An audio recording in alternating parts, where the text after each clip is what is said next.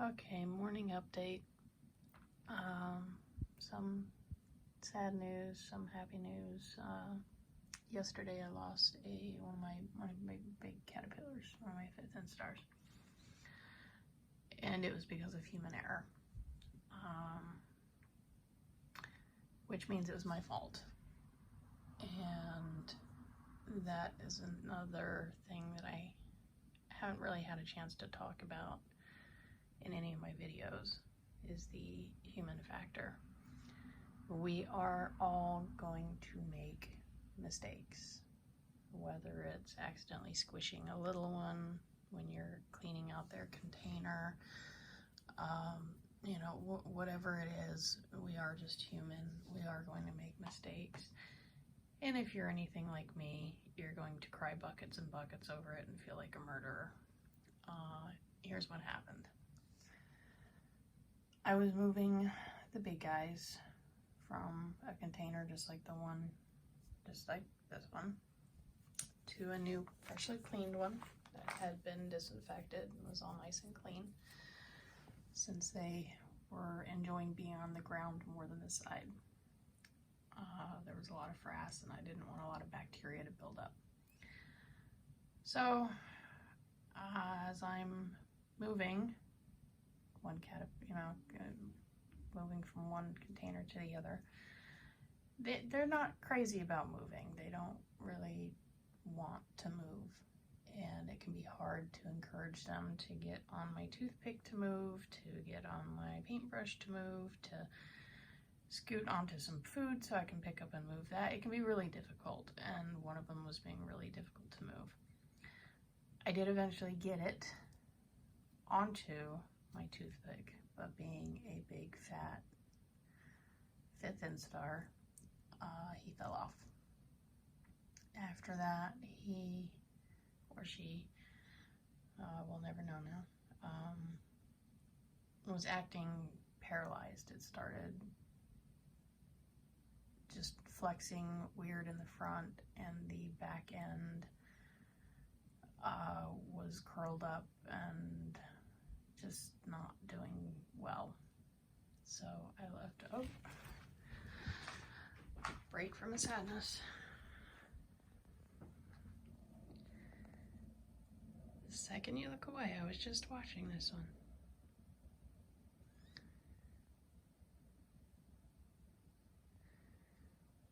That's the other one from this morning.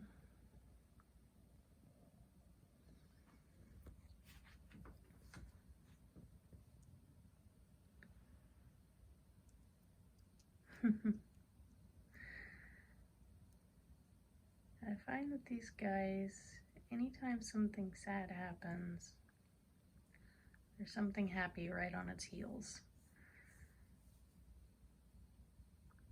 It makes you feel a lot better.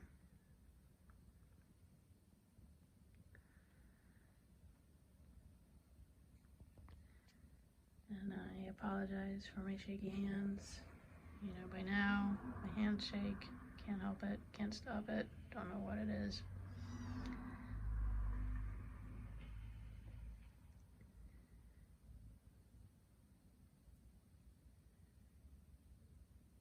So I will try to hold this still while it pumps its wings out. First, they have to fuse their proboscis together. That's the mouth, essentially. It's the tube they use to eat. When they first eclose, it's split in two, and they have to pat it together until it fuses. And yeah, that's really interesting.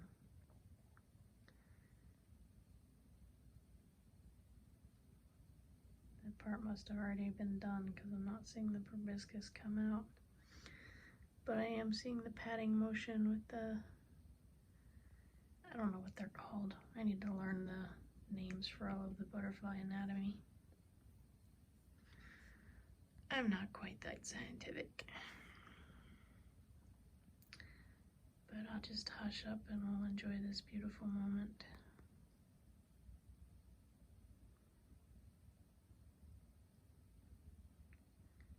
Oh, there it is. You can see the proboscis now.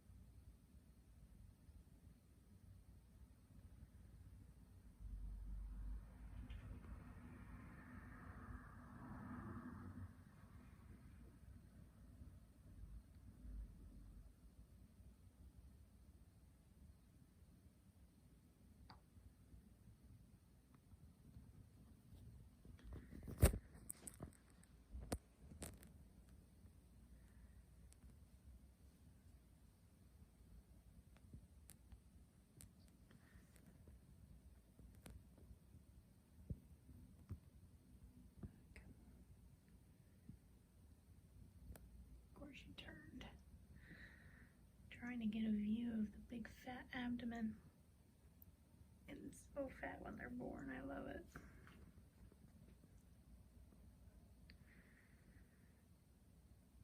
It's a boy.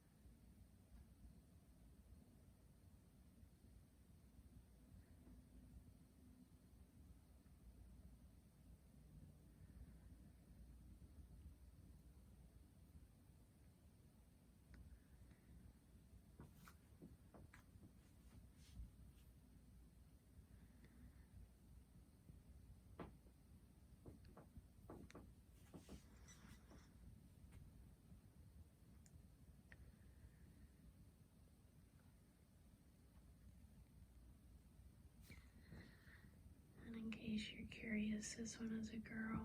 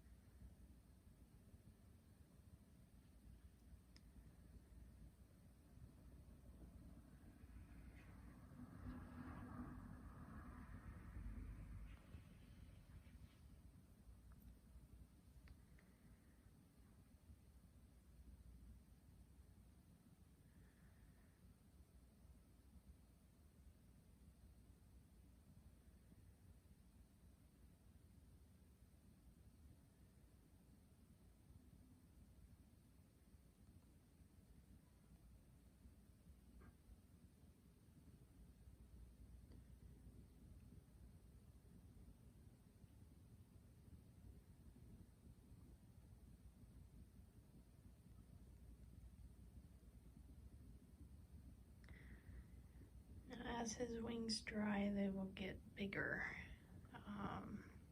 Right now they're still quite damp, and as they dry out, they'll get bigger, they'll straighten out, and then they'll start to flex and do that. Alright, so back to the sad story. I dropped one of my big guys, and he didn't make it. So, of course, I felt awful. But mistakes are going to happen when you're doing this. And it's important to try not to blame yourself. And easier said than done. I still blame myself. Yeah, so that was that. Also, this little girl, it closed yesterday, and she has a deformed wing. It's on the other side. It's the bottom wing. It's slightly crinkled. So as of yesterday, she could not fly. It doesn't look like she fell. It doesn't look like anything like that. So I am going to attempt to straighten out that wing later today after work. I have to pick up some contact cement, and I've got some lightweight cardstock around here somewhere. I just have to find it. But we're gonna try to straighten out that wing and see if we can get her able to fly. I mean, maybe even a piece of tape would be enough to straighten the wing. I've seen a lot of videos on how to fix the top wing. I have not seen any videos on how to fix a crumpled bottom wing. It's also possible that she's just weak and, you know, wasn't gonna make it.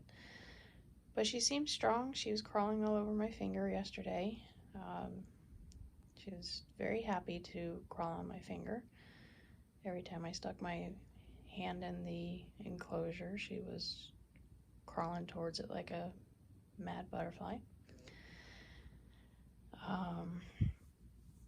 So I put some food in there in case she got hungry. You can do sugar water, you can do honey water, and I've read Gatorade. So I have Gatorade on stock. More than I'll ever need to feed any butterflies. But I'm hoping that the super electrolyte sugary mixture will be give her some strength. So that's the other sad thing from yesterday. I did get some moved over to the real milkweed.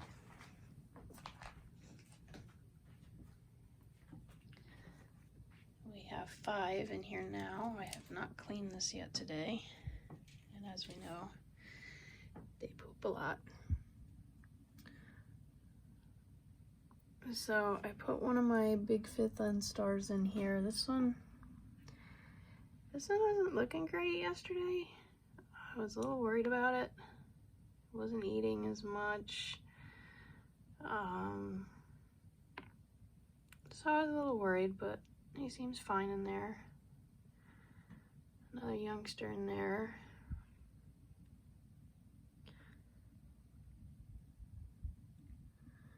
That's another 5th End star right there. And as you can see, these were all raised on the milkweed replacement diet. And the ones that have been in here the longest have regained that color, their bright yellow color. This one was just moved yesterday, so it's still really pale. And you can see that it's really pale. This one's been in here, I want to say 2 days. And that nice bright yellow is back. So I'm thinking the diet causes the pale color. I think that one might be getting ready to molt. It hasn't been doing much of anything. But they're all happily eating away. So that's good. As I see how, I mean, these cuttings, now that I've learned the flame trick, are lasting a really long time. And they're not eating quite as quickly as I thought they would go through it. So I haven't had to add a lot more. I mean, they're not gonna make it through this today. So I'm not gonna have to add a ton, I don't think.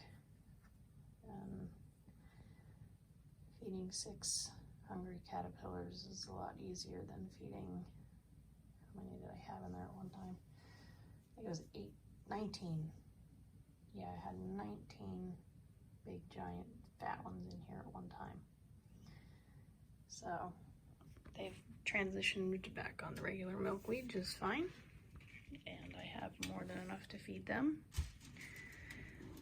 I will only transition the ones that I feel like I can feed.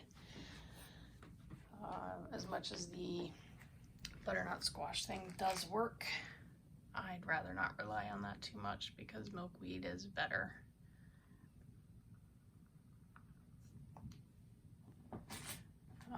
While I was at the store yesterday, I found condiment cups. And I thought, how perfect would this be for smaller caterpillars to live in? And it was super cheap. It was under $3 for all these. And they're totally reusable. So, some kids got moved. Now, this little guy's not doing too great. I'm not sure what's up with this one. But he's not doing very well. So I'm worried about him. So that's why he's that way. When I turned him the other way, he fell. Hopefully I didn't murder another one. And I just put the food on the underside of the lid, and they are happily eating away. This guy got extra. He was being a little drama queen, so a lot up top, some on the side, some on the bottom. I guess there is a purpose for being a drama queen, to get you more of what you want. This one was also being a little dramatic, so a little extra food in there for this one. But they're easier to see through. The food sticks to the top really easily. You getting ready to molt? You look like you're getting ready to molt. The frass falls to the bottom really nicely. And then you just pop the lid off, clean out the bottom. The caterpillar, in most cases, stays on the underside of the lid and makes cleanup really nice. So I was really excited to find these. And what I'm going to do is move some. These two seem happy up here, and I can't tell if they're getting ready to molt again, but they've been happy on the underside of that lid, so I wasn't gonna mess with them. They've just been happy living there.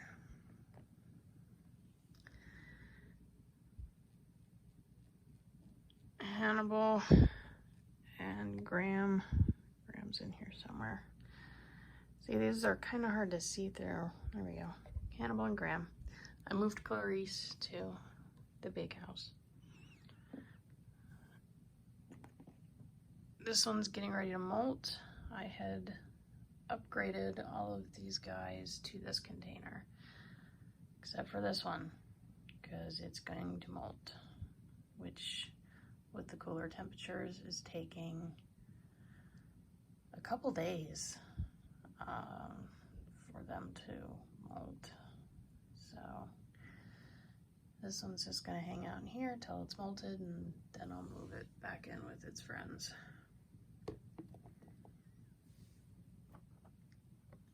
This is the baby container. This is where all the tiniest ones were. We can see they're all getting bigger.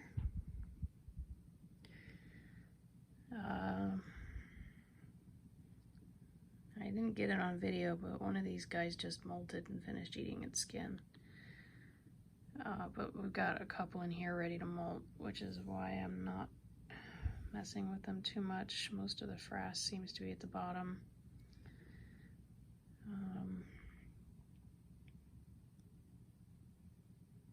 So yeah, after yesterday, I'm super paranoid about disturbing anybody when they might be molting, even though yesterday's incident had nothing to do with molting.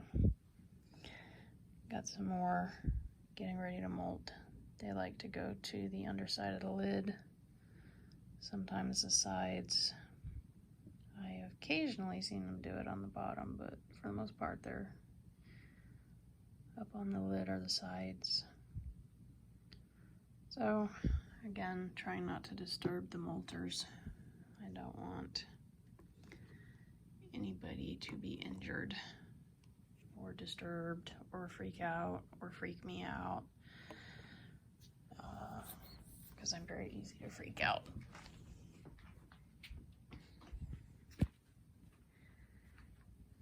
And there he is.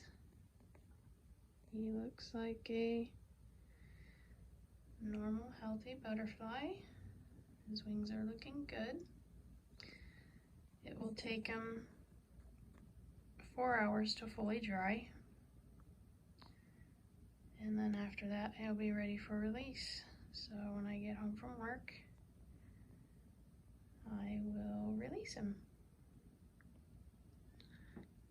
And her. And hopefully her as well. We'll see. And if I have to do a wing repair, I'll keep you posted on that too. If the wing repair does not go well, then I might have to euthanize her. And I will not do a video on that because I will be crying too much and you'll all probably laugh at me. Because I really do love each and every one of them. And I know they're just little insects, but once you've cared for them from egg to big beautiful butterfly like this, to lose one at that point just is very sad. But we have happy things today. Beautiful boy and girl will be released today.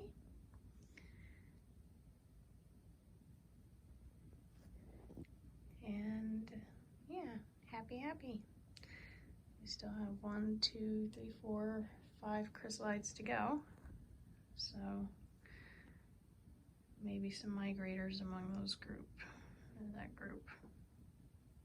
See, that's the last one in there and it's not ready.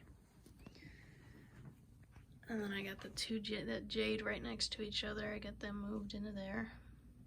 I used the tape method, which was a lot easier. It really was a lot easier, and they don't seem to have any problem gripping or finding their way around the tape. And these two did me the favor of spinning a lot of silk, so it was really easy to tape it up, and it's a lot more secure. This one I'm worried about. This one I've had some issues with, so I'm worried about when this one closes, so I'm keeping an eye on that. Which is why I haven't taken down the old chrysalis in the back. I'm trying not to move this one as much as possible. This one has a tendency of falling. I had to replace the silk on this one, and a couple times I apparently didn't attach the silk good enough. So hopefully it'll be okay, and it'll close and we'll have a happy, healthy butterfly, and all will be well. At least when it fell on something super soft. So that's pretty much that. Hope everybody's doing well. The milkweed replacement diet seems to be going great. I'm looking forward to this one, going into chrysalis and seeing how it emerges. I'm not expecting anything weird, since the company that sells this actually sells, I think I mentioned it before, they actually sell caterpillars, monarch caterpillars, with this food to raise them on. So if they hadn't had success in raising them from egg to butterfly using this food, then I don't think that they would be selling it. So we shall see. Hope everybody has a good day. Our new eggs over there, nobody's black-headed yet. And the 2 eggs on that plant still not hatched. Once everybody's out of the butterfly mansion, I'm going to disinfect it and then move a couple plants in there for